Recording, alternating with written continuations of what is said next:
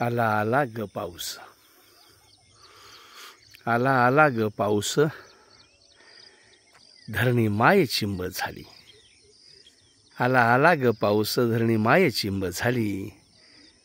हिरवा शालू नटून ती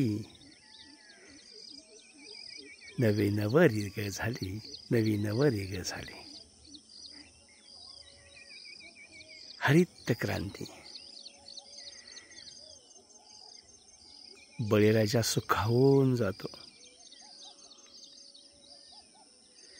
किती छान धान आले बघा.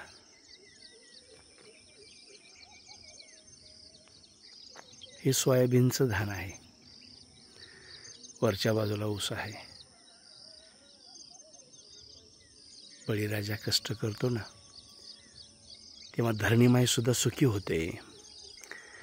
आणि त्या बळीराजाच्या पदरामध्ये हजारो टन अन्नधान्य देते.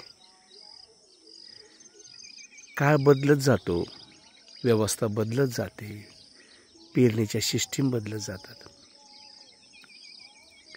आता मराठवाड्यामध्ये फक्त तुम्हाला सोयाबीन दिसेल. चवळी, मूग, उडीद, बाजरी, तांदूळ, अनेक प्रकारची कडधान्ये तेव्हाच लुप्त झाली.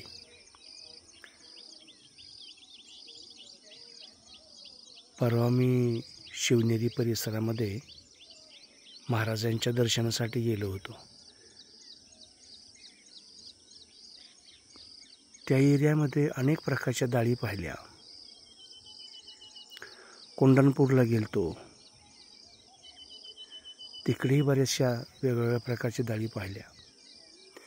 पण आता मराठवाड्यामध्ये एक कलमी पीक आहे, एक तर ऊस किंवा सोयाबीन. आंतरपिकं गेली, मिक्स पाटा गेला. लहानपणातल्या सगळ्या गोष्टी आठवून मधुकर धस, आमचे कैलासवासी मधुकर धस यांनी मिक्स पाटा एक संकल्पना पुन्हा पुनरुज्जीवित केली होती.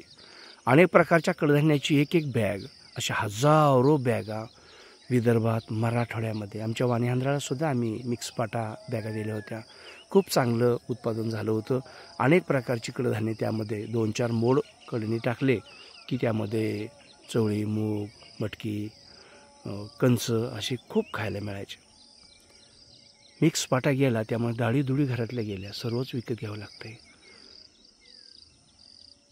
हा विचार घेऊन भविष्यकाळामध्ये आपण आपल्या बांधाच्या कडेने का होईना पण खऱ्या अर्थाने मिक्स पाटा घ्यायला पाहिजे.